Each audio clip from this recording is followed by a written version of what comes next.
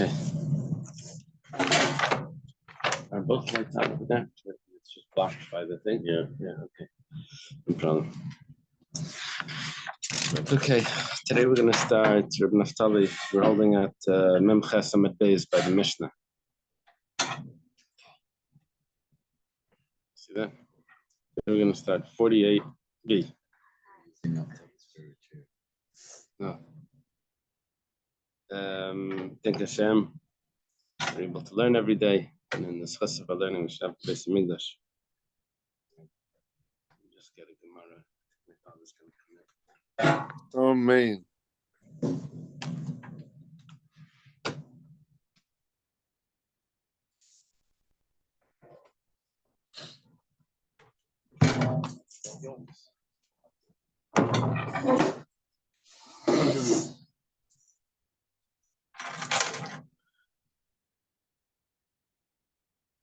Okay, so the Mishnah says, "Eskachli b'kaiseh shel yayin v'nimtza shel dvash." Let's say a man tells a woman that you should be betrothed to me with this cup of wine. Turns out it wasn't mine; it was honey, which was more expensive. Honey's more expensive, Really? according to a Gemara and interest. Yeah. Shel dvash v'nimtza shel yayin, or let's say he says this cup of honey, it turns out that it's wine. This coin of silver, it turns out that it was really gold. You know, sometimes it's tarnished, whatever, you can't really tell. And maybe it was wrapped up in something, as we'll see. This coin of gold, turns out it was really silver. He says, I'm a wealthy guy. And be betrothed to me on that condition. Turns out that he really doesn't have anything. What is that book? Big hats and no cattle. Right? What is that expression? Looks rich. Uneven imta usher. He's a poor guy, and it turns out that he's really wealthy. He tells her, "Marry me on condition that I'm poor." I don't know why she would want that, but maybe that's what she wants. It turns out that he's wealthy. Well, it's not a good marriage because all of them was where there was a mistaken premise. She thought it was this and that, and it turned out something else. Reb Shimon says no. If it's something that's better, then she's mikudeshes. Because if it's worse, then she never would agree to that. But if it's better, then it would be even better. Yeah, I brought the Gemaras. Good morning.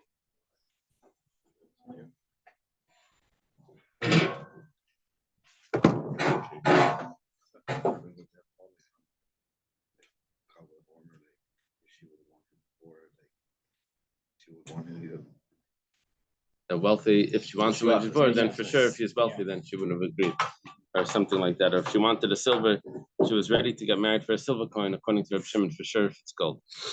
Okay, now the Gemara says like this: when she says we're on 48b, says be betrothed to me with this cup. So we have a few brises. Tanicha, the one brisa says that you combine the value of the cup together with what's in it to make it to a shava pruta, because that's what she's giving him. Tanya Yidach, another brisa says that you need to have the value of the cup itself, not the contents. And Tanya Yidach, there was another brisa that says it's only the contents and not the cup. It says like kasha. Abamaya, it depends what he's giving. If he's giving her water, then obviously it's only the cup because the water is insignificant. If he's giving her only the contents, then that would be the wine.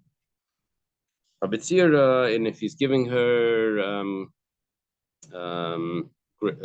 like a fish brine, something that you dip your bread in, like some sort of sauce, then you need to have the cup for a long time because it's something that you save. This dressing, you save it and you keep using it over and over. So you have to have the cup and you have to have the brine because it's eaten very slowly. So that would be both combination together. Okay. Could be oil as well. Sira. Rashi has to shut him. Yitzhar. Yitzhar is oil. Okay. Now we go to Reb Shimon. Reb Shimon's opinion was that if it was an improvement, so then it's considered a good marriage. The Gemara says, if there's a sale and this one's selling wine and it turns out that it's vinegar, he's selling vinegar, it turns out that it's wine. Not only can the one that got the wrong end of the deal, the vinegar, can he say, you fooled me? But even the one that said wine, it can also say, you fooled me. Why? Because I said, I don't need wine, I needed vinegar. So what does Reb Shimon mean? He says that if she was fooled and it was her, and she ended up getting an improvement, they said, marry me with this coin that's silver. Turned out that it was gold. It's an improvement. But maybe she doesn't want the gold. Maybe she likes silver. She doesn't look good in gold. She only looks good in silver. Maybe.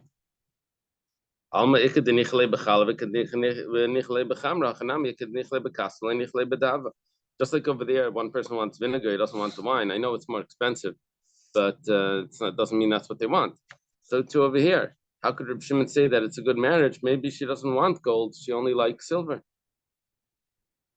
Rav Simi Barashi says, I found Abaya that was explaining this to his son. I don't remember Abaya's son's name. Anyone remember? Need the chart. We have to look at the chart. There was a Rabibi Bar Abaya, right? That's true. Maybe. Okay. So, Hachab Mayaskina, what are we dealing with? Not where the woman is being told by the fiance that I'm marry me with this coin. Rather,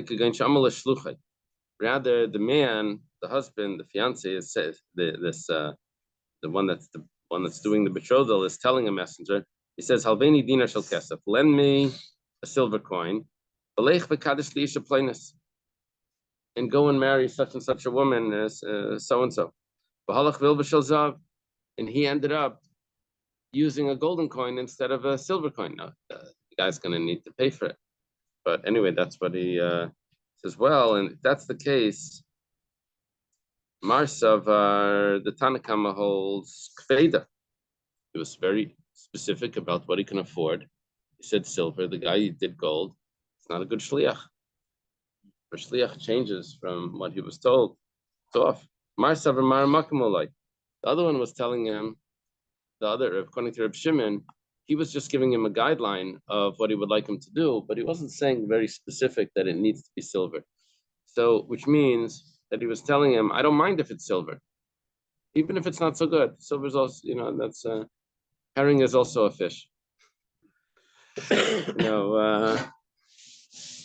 So it's good. Silver's also good. If it's going to be gold, even better. That's Reb Shimon's view. Well, Yachi, the Gemara says, or maybe it's Reb Simi Barashi, says Yachi iskachi li, iskachi loimi baile. The whole wording over here is all off. The Mishnah says, be married to me. It should have said, iskachi lai, you should be married to him, because there's a messenger here that's doing the marriage. And Hita l'shvach, it's a mistake for improvement. Hita'u l'shvach, he mistaked him, not her. It should have said Nimtza, and it turns out. What do you mean Nimtza? It turns out. It says Mikar Nami Dezav Have. It was never silver. It was always gold. Elamarava Aniva Risha Bachabura Tagminu Umanu Rabchia Barafin. Rava says, I and the lion of the group. We explained it like this. And who is the lion of the group? That's Rabchia Barafin. Achab Mayaskinan. What are we dealing with? It was she that told her messenger. Save the Kabbali Kiddushin Daf, go and receive the betrothal money from so and so. She sent the messenger to receive her marriage money. Sha'amar Li, that he told me is Gachli B'dinar Shel Kesef. He said that he's going to give me a silver coin. So the messenger goes, brings back a golden coin. Marsa V'Kveda. Tanakama holds that she wanted silver. Mar Sava, Mar Makmulai. And Reb Shimon says, no, it was just showing some guidelines. My Nimtza, what does it mean? It was found to be. It would never say anything different. There was a messenger here. It wasn't like there was a mistake. It says the Katsayer Biblisa. Talking about that it was wrapped in a cloth. She didn't know what it was.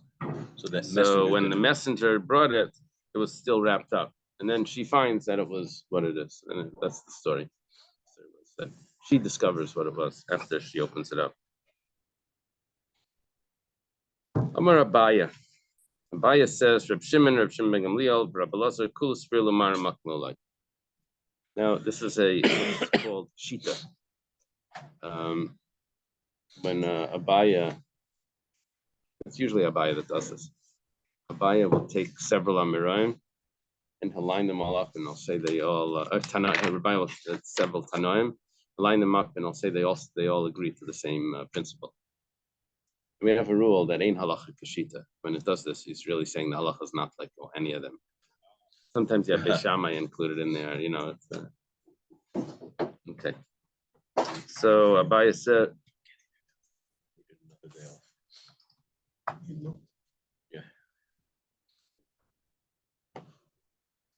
so who are the three? Reb Shimon ben Gamliel, and Rabbi, is it Rabbi Elazar or Rabbi Eliezer? Let me see. Rabbi Elazar. Okay. Reb Shimon, all of them hold that when a woman says what she's, or when the man says what to do, he tells a messenger to give a silver coin. It's only guideline. It doesn't mean specifically silver. It could mean gold also. It could be better. Just saying not worse. Well, Reb Shimon Hadamar, Reb Shimon we already learned. In our Mishnah, a man marries a woman. He says, marry me with this coin. Turns out with this silver coin, turns out that it's gold. Or she says, the last way we explained it, she tells the messenger, pick up the gold coin for me. Go get the silver coin for me that this fellow's marrying me with. Turns out that it's gold. That's a good marriage. Reb Shimon ben Gamliel, where do we see Reb Shimon ben Gamliel holds the same thing? The Tanana was taught in the Mishnah. Get Pashat. A regular get. Get Pashat is a regular get. It means it's a divorce document that on the bottom of it there's two signatures. Eidav mitaychay. The witnesses sign inside the text on the bottom. Mekusher, a get that's mekusher, this is called a tied get. This is the type of get that they use for a kohen because a kohen would get angry and divorce his wife, and then he wouldn't be able to marry her back. He would get like want to show her that he's serious about. I told you not to, put the toothpaste like that. That's it. I'm going to the Rav, and they would write a get, and then it was too late. He could never marry her back. We learned this and get the space. So what they would do is they would They would make this get that was very difficult to do. It would take a long time, and by then, hopefully, he would relax. So, how would they do it? They would the kesher means they would go like this. They would write something here, then they would fold it over, and they would sign over here. And then they would do it like this: write something here, and then fold it over, and they would sign over here. So it kept. It took a long time. So every line had in between it a blank that was used to fold, and with the back that would get signed.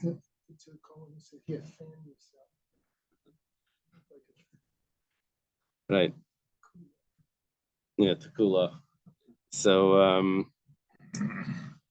what happens over here? Pashat shekasfu eidav me'acherav. Let's say there was a regular get that the witnesses signed on the back instead of on the front. Or there was a get for a kohen that they signed inside. That both of them are invalid. Okay. Get mekusher that the Edom signed inside. That's cool. Because you could make a regular get. What's the problem? There's spaces over there. He says, don't worry about the spaces. Okay. Reb Shimon ben Gamliel says it depends on the custom. Now, we didn't get to what Abai is trying to say yet. There's Bavinamba, but we asked on this, Tanakama Lespe Minagam Medina, the Tanakama doesn't hold that it matters what the custom is. If you're supposed to do it, get pusher or get pushed. If a husband makes someone a shliach to do it, so it would have to be done. It would have to be done correct, the way he told him to instruct him. However, whatever the custom was, that's what he was expecting. Ravashi says, if it's a place where they make a get pashat, but over here they made a get makusha, a tied get. Or the opposite. It was a place where they do makusha, the complicated get, and they did it in a simple way. Everyone agrees that obviously he doesn't. That's not what his intention was. The machlekes is when they do it both ways. He said to him, "Avadli pashat, make for me a simple get." Instead, he went and made a makusha. One of them holds, the first opinion would hold that that's what he wanted. That's Tanakama, and it's Basel. Reb Shimon ben Gamliel holds that Maramakim, he was only telling him that it's acceptable if you do it like that. But the Kol Minhag Medina, because the minhag in that place was to also do it makusha, so he's going to accept that as well. Yeah. Is one technically better than the other, or it's just that's how they did it? Like you said for the Kol. Yeah, and there's no. I mean, divorce is a divorce, but it's a. In the end, it doesn't matter. But it is a fancier get, a more complicated get. Probably have to pay. Have to pay more for it because we just had said previously, right. If silver versus gold. So right. Here, the way that we're viewing it here is that the get makusher is a better get. That's what. Excuse me, I'm missing the connection to what we were learning here, because we're talking about a surprise where something is not exactly what he described giving, whether that's good. But again, there's no surprise. I mean, the 12 lines are the 12 lines and it's tightly prescribed. Okay, it could be folded differently. That's not really important. What's important is that the lines are, what's written is correct. Right. But if you send a messenger to do it, and he does it, and he deviates from the instructions, so is he still considered a messenger? So we're saying over here that according to these opinions, that if he deviates and he does it better, then he's still a messenger. Okay. Yeah. Rebbe Lazar, where do we see that Rebbe Lazar holds the same thing? The Tanan, it was started in the Mishnah, Hisha Shamra, a woman that said, go accept my get, receive my get from me from such and such a place. She's telling someone to be a shliach l'kabbalah, to receive the get. And he accepted the get from someone else's puzzle. Rebbe Lezer says that that's acceptable. That's a very general expression that he says. It's just giving her guidelines. It didn't really mean that it has to be in that place. It meant to get, and it's good enough. Okay. Amar Ula says that this discussion that we're having, that she doesn't mind if there's an improvement, according to Reb Shimon, according to these other opinions, that's only machlekes b'shvach mammon. That's only if there's an improvement in monetary, that it's worth more. Abel b'shvach yochsin. But if the person has a better lineage, then everyone agrees that maybe she didn't want that. Why is that? My time. What's the reason? Misana derav mikaroi leibeina. I don't need a shoe that's too big for my feet. I used to say that about the collar. Chasurin, the collar is T-shaped. What is that? A chasurin, the collar is T-shaped. Yeah, but that was sarcastic, right? I know, yeah. The collar is too pretty. It's the first time I hear like Yuchsin is not a good thing. Yeah, the woman may say, I don't want someone that has so much lineage. She's gonna mistreat me.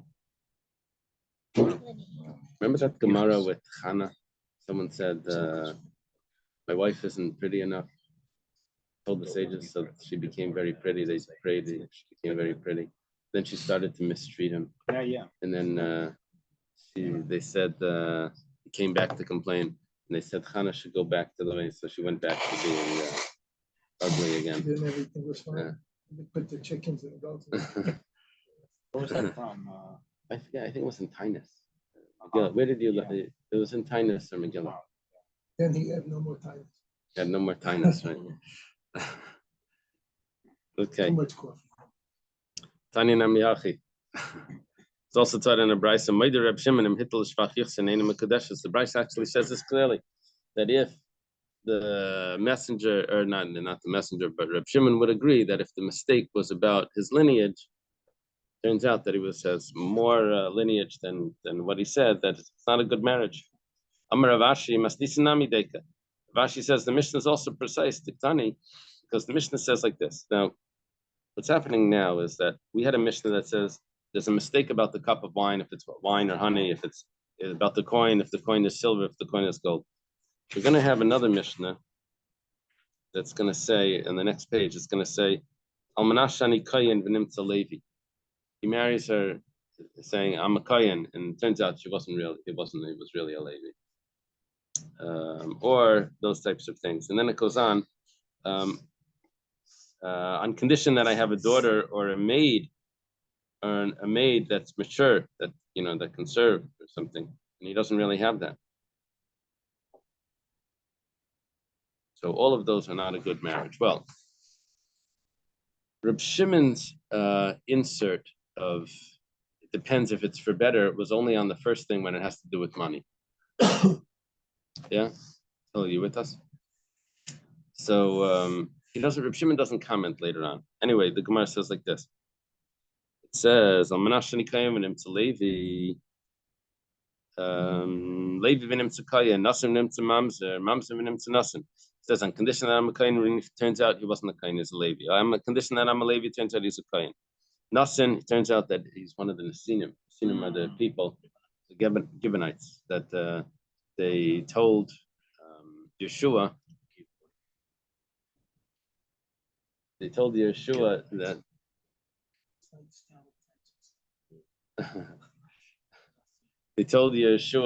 that they came from a faraway country, and turns out that they were really Canaanim or Givonim, and because he promised them, he let them stay, and they became water carriers. But there was a rule that they weren't supposed to marry into the community. Yeah, they made a decree on them after Shaul. Remember that? Said that they were cruel. What happened was David HaMelech was running away from Shaul. He went to the city of Noiv, and they said, "What are you doing here?" He said, "I'm on a mission from Shaul." He was really running away. He says, "I'm on a mission," or they thought that he was on a mission from Shaul, and they gave him bread, and they gave him a sword from Goliath. And then Shaul hears that what Kayanim did, so he orders them to be killed. And Dayag was the one that was involved in this. He informed Shaul of what the city did. Anyway, they killed out the city of Noiv Yerakain. Now there were people that on Noiv that were workers that would carry the water and chop the wood for the city of Noiv. And when they were killed out, they lost their job. Anyway, there was a big famine in the land, and they didn't know what it was because of. Anyway, they asked the Urim B'tumim, and it was because of what they did to the Givonim, because they lost their job. So you have to ask them for forgiveness. So they asked them for forgiveness, lost their job. They said they'll only forgive if Shaul's children die. 7 of his children or something. And even though they gain nothing from that. They don't gain anything. It's not like they get their jobs when they die. They gain nothing. So it says that that's just cruelty. And the attributes of Jewish people are that they're Rahmanim, not the opposite. They're merciful, not cruel. They didn't have all the attributes of being Jewish. And they said that you can't marry into those families. Well, Why wasn't it famine? Because he killed the That was, I think, just Doyeg, I think, was punished for that. I think this was something that the people could have maybe given support or something. Well, he says he's a nasin. It turns out that he's really a mamzer. He says he's a mamzer. It turns out he's a nasin. But Reb Shimon, and Reb Shimon doesn't argue. Why doesn't Reb Shimon argue? Maybe Reb Shimon would say, but if it's an improvement, then for sure she agrees. The answer is because an improvement in lineage is not necessarily an improvement. Say that shoe is too big for my foot. Go to the shoe store and say, you don't say, I need a shoe that fits. But if it's bigger, that's also good. I'll grow into it. It doesn't work like that. You have to get a shoe that fits. So also, she wants a husband. She wants a husband that's her status, not too much higher. Maskefla Mar Baravashi. Mar Baravashi has a question. Wait 1 second. I have a later statement in the Mishnah. It says, it says, on condition that I have a daughter or I have a shifcha that's going to serve me, and he really doesn't have it. And or on condition that he doesn't have and he does have, that is a monetary issue. And the shvach mamanu, it's just monetary. And and he doesn't argue. Reb Shimon doesn't argue. Why? The fact that Reb Shimon doesn't say anything is because he doesn't have to say anything. He already said his opinion at the beginning, and he's expecting that you remember what he holds. He argued already once. He'll know to insert his opinion over there. Doesn't have to repeat. Reb Shimon argues on every case. So Hachanami, the problem is that you really don't have any proof from the Mishnah. The fact that Reb Shimon doesn't argue about Yuchsin, about lineage, because Palik Bereshvad in the Seifa. Just like there's cases of monetary issues, Reb Shimon doesn't pipe up and say that there's that he argues on that also. Why? Because he did it already. So too, when it comes to the Yuchsin, that's why he didn't say it. He said it already. Where it says 1 second. When you're talking about both of them are monetary issues, so that's correct. When it comes to issues of lineage, that he should actually say. Granted, when it comes to the monetary issues that he already spoke about, but when it came to the lineage, he never mentioned anything. Now, it doesn't fit perfectly because the lineage shows up in between the two monetary issues. When if you want, you can say another pshat. When we said that he has a maid, we're saying that maid is a monetary issue. It turns out it's not really a monetary issue according to this answer. According to this is a lineage answer. Mi sabres my megudeles gedela mamish, my megudeles kadelas. Doesn't mean that she's a mature maid that she can serve. Girls from age 3 can already be serving hot tea, but a mature one would, could probably run the whole house. Once they're 12, the girls that are capable of doing everything.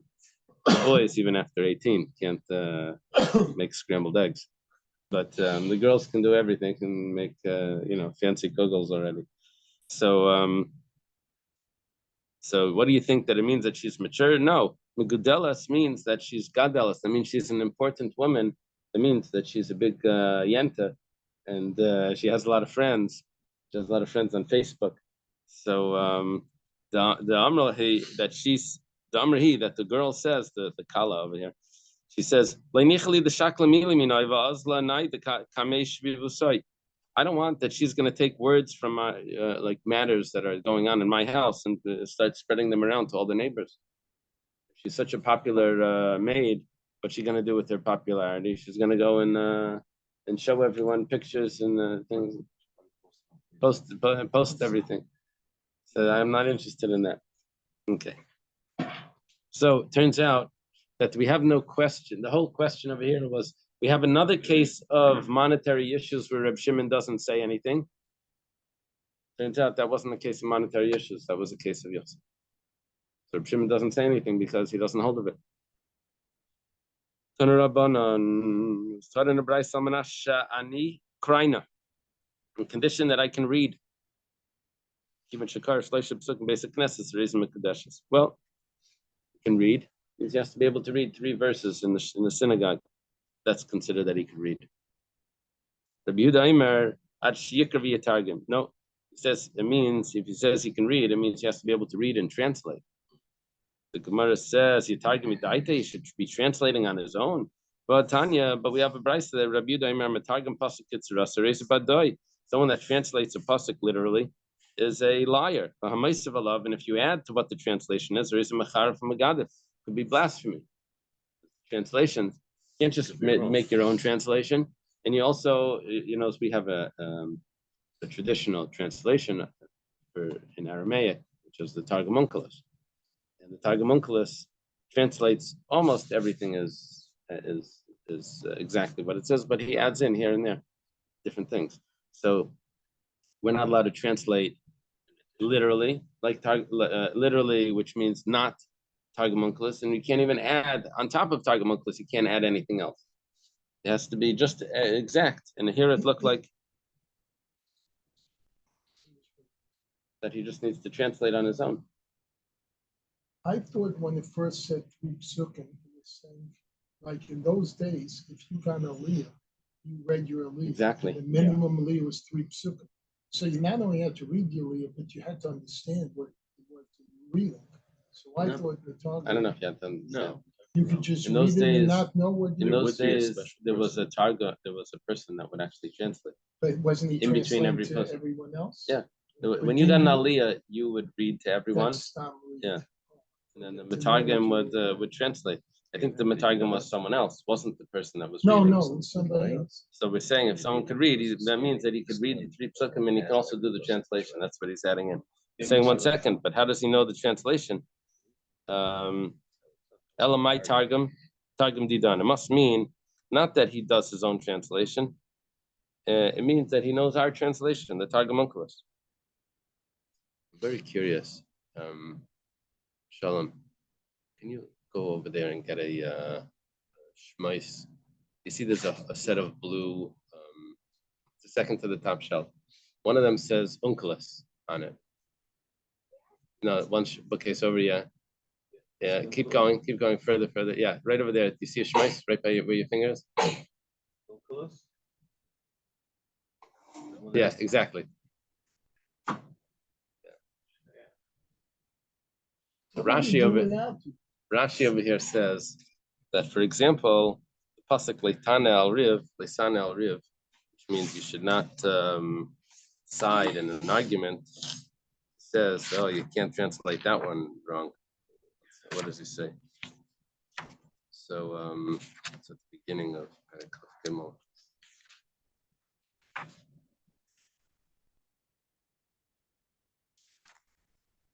Yeah, the pasuk over here says, "You shall not go after the many to do harm. You shall not respond over a dispute by going after the many." Leisana al riv lintais.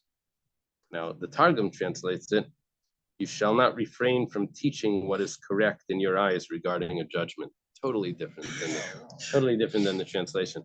So That's a major. Onkelos gives an interpretation of this clause, not a literal translation. The verse commands a judge not to avoid giving his ruling on a dispute. Rather, he must rule as it seems correct in his eyes. According to this approach, the literal translation of the Hebrew, Leisan al lintes, would be, "You shall not respond regarding a dispute by turning away." That is, if your opinion is sought, do not respond by removing yourself from the matter, but rather giving an honest verdict. Okay.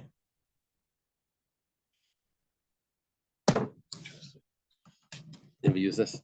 It's unbelievable. It's the art scroll Onkelos. He was Miskaya in the end, right? It's a student of Rabbi Eliezer and Rabbi Yeshua. Okay. When did he begin? Before he was Miskaya. Well, he tried to translate it. Yeah. After he was Oh, I always thought he translated and then he got so into it, he did his Miskaya. I don't think they would do that back then. They wouldn't. Yeah. And back then they converted people immediately, and then they could study Torah. Today we do it the other way. Today they have to learn a lot and then they convert. That's only if he says that I can read. But if he says I'm a Balkaira, The Korea Rice and Navi Ksuva B'diuka. He has to be able to read the whole Torah, all the Nevi'im, all the Ksuvim. Exactly. Almanas Shani Shaina says that I can study Mishnayos. Well, Chizki Amar Halachas. That means he has to know Halacha L'Moshe Misine. Rabbi Yochanan Amar Torah. Rabbi Yochanan says he has to know the Torah Shabbat. No, we're going to challenge this. What do you mean Torah Shabbat? You just said Mishnah. Meisri, the Gemara says 1 second. Ezui Mishnah. What is the Mishnah? Rabbi Yochanan Halachas. It says that means that's halachas of halacha l'meishem misinai probably. Rabbi Yehuda Aimer Medrash. Rabbi Yehuda says that it's referring to the Medrash, which is the Medrash on the Torah, which is not the Medrash Rabbah, but the Medrash of halachas of Sifra, Sifri, Mechelta probably. So the Gemara says, "My Torah." No, you misunderstood Rabbi Yochanan. You know what Rabbi Yochanan meant when he said Torah, Medrash Torah. It was referring to the Medrash on the Torah, which is the Sifra, the Sifri. That's exactly what he meant when he says that he knows Mishnayos. It's referring to the Medrash on the Torah. That's only if he said that he can study Mishnayos. But if he says Hamatana, then Adatani Hilchasa Sifra Sifri V'Tesefta, then he has to know all of that. Yeah. They joke about they were hiring Rosh Hashiva. They said, "What did you learn?" So he says, "I know Bavli Yerushalmi, and the Sifra, Sifri, and half of the Mechilta." They said, "Why half of the Mechilta?" He said, "That's where I'm up to." Yeah. Okay. Did they hire? So. Maybe for his own. Amanashani Talmud. He says on condition, I'm marrying me on condition that I'm a student. Means I'm a yeshiva student. So, Kishimin ben Azai, Kishimin ben Zaina. You don't have to be such a student that you have Shimon ben Azai. As if the Shimon ben Azai, Shimon ben Zaina, you don't have to be that great. He has to be able to repeat something. He has to be able to say a Dvar Torah at the Shabbos table. Something that he learned. But if he says I'm on Kiddushin, I'm a Chacham, it doesn't have to be that great, like the stages of Yavne, like Rabbi Akiva and his friends. But he has to be able to respond. Yeah, they can ask him anything from anywhere. Pretty heavy. If he says that he's strong, doesn't have to be as strong as Avner or Yoav. They just have this. His friends just have to be afraid of him. And condition that I'm wealthy. It doesn't have to be as wealthy as Rabbi Elazar ben Charsim. So it says that he had islands and cities. His father left him boats and everything. Or Rabbi Elazar ben Azariah, where the Gemara says that he had 12,000 calves were just his meiser. It was a tenth of what he had. Rather, it just has to be that the people honor him because of his wealth. They let him sit by the Mizrach and they give him shlishi. The people respect him. Shishi. In the Chassidish Shul. No, Agba. That's for the Gibar. Agba. For the Gibar, they give him Hagba. No, Agba was called. Oh, that's right. On condition that I'm a tzaddik. I feel a Rosh Gomer Mekadeshes. Even if he's entirely wicked, he's married. Shemihir Tshuva B'daitai. Maybe he had thoughts of Tshuva. Yeah. Amanashani Russia, on condition that I'm wicked. I feel a tzaddik Gomer Mekadeshes. And even if he's a tzaddik, it's a good marriage. Maybe he thought about Avedis Kechavim, he loses it all. Okay. 10 measurements of wisdom. I don't remember this. No, Oh, yeah? 10 measurements of wisdom came down to the world. Where do we look? It sounds like it should. It's famous, yeah. And 9 of them went to Eretz Yisrael, and that's why in Israel they always say the yeshivas are better in Eretz Yisrael and all of that. And 1 of them went to the rest of the world. That's 9-1. Yeah. In New York, everyone thinks that they're smarter than out of towners because they know how to parallel park. So that's their criteria, and Until the AI in cars. they will figure that out. Put Right? So you give them 1 lesson, and they become New Yorkers. Okay. A lot of people don't know how to drive. No. That's the criteria to drive. Are you kidding me? Anyway, Cars here, that take public transport. oh, that's true. And now they're giving free transportation. Where? In New York. Oh, really? They started lines inside each of the boroughs, completely free. They're doing the testing to see if giving free busing is good for the city. Well, they Oh, wow. give free hotel. Did you know that? rooms to, Free busing in New York? illegal immigrants. In all the 5 boroughs, and it's a pilot now. Wow. Most expensive rent. In Israel, there's free. If you're illegal, and You can stay there. You stay free in a hotel in Manhattan. Oh, really? Did you know that? In Israel, if you're over 75, you can go for free. But it could be that they have all those types You of go for things free what? in Israel anywhere. All the buses and trains in Israel. We have. You have the city same thing here? passes. Yeah. I think it's over 6, but you can get a city pass. Oh. You have over here also senior passes. We also Okay. have the free buses here. Yeah. B buses. Yeah. Asara kabin yoifi yardalalam. 10 measurements of beauty came into the world. Tishla not the Yerushalayim. Yerushalayim took 9 of them. Bechad kalayim kulay, and 1 went to the rest of the world. Asara kabin ashirs yardalalam. 10 measurements of wealth came into the world. Tishla not l'raimim kadmainim. The early Romans took 9. Bechad kalayim kulay, and the rest was for the rest of the world. You'd come and yes, yardalalam. Does this mean that they weren't deserving of these and they just took it, or it was given to them, or they were deserving and that's why they got the 90%? I'm not sure how it See, came I've asked about. a different question. Why Dr. was Stein, it how did it given come to them? about like this? I think this is what they thought. What they took was important, and that's what they ended up with. What they thought was. Yeah. Just, I'm sorry. Well, the Romans wanted the wealth, and so they got 9 portions, and the rest of the world got 1. Yud Kamaniyas Yadlam, poverty came into the world. It should be the opposite of wealth, but Tisha not Bavel, 9 Bavel took the poverty. Vechad Kalam Kulay. And that contradicts what you just said about the Romans. The Babylonians didn't ask for it. I know. Roman is Roman Aramaic. Yeah. Asara Kabin Gasas Yardalalam. 10 measurements of Gasas, of arrogance, came into the world. 9 Elam took Tisha not Elam Vechad Kalam Kulay. Yeah. What is Elam exactly? Does it say what Elam is? It's somewhere like in those Ancient countries. nation that dwelled in what is now the southwestern region of Iran. Iran. Okay. This The is Gemara the says, Venus Does it say giving Melech this mission. Elam? the Gemara says, Gasas l'Bavel einachas. Arrogance didn't come down into Bavel. This is in Zechariah's prophecy.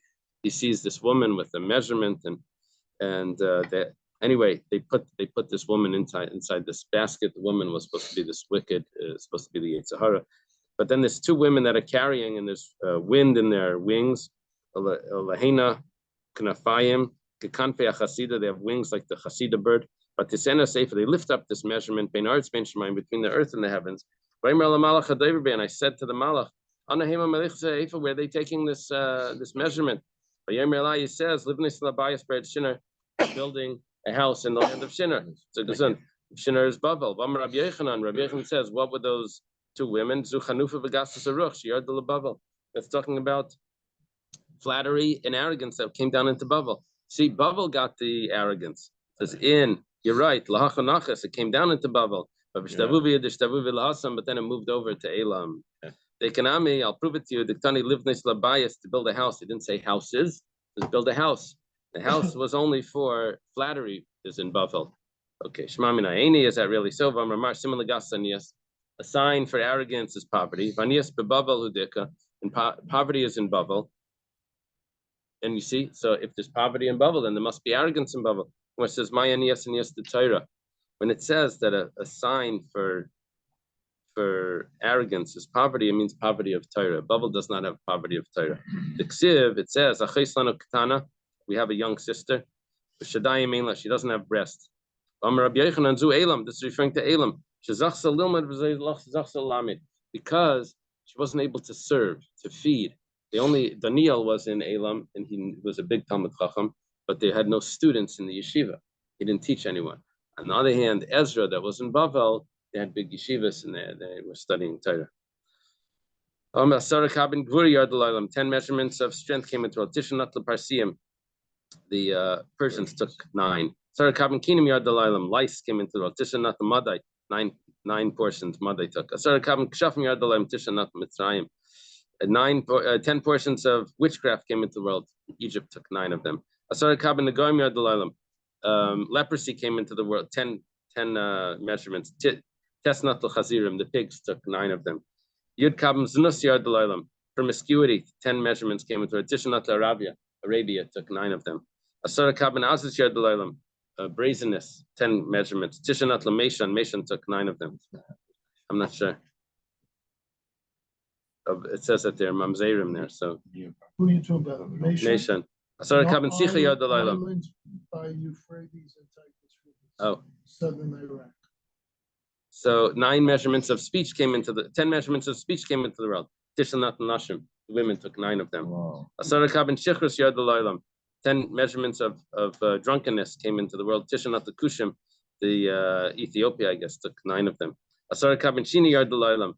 10 measurements of sleep came into the world. Tishanat Avadim, 9 of them the slaves took. Evechanat Kalaylam, and 1 of them the rest of the world. The whole world. Okay. It's Hashem tomorrow. We'll learn. I think we're 1 page behind, but okay. He was asking why we learn in the sukkah.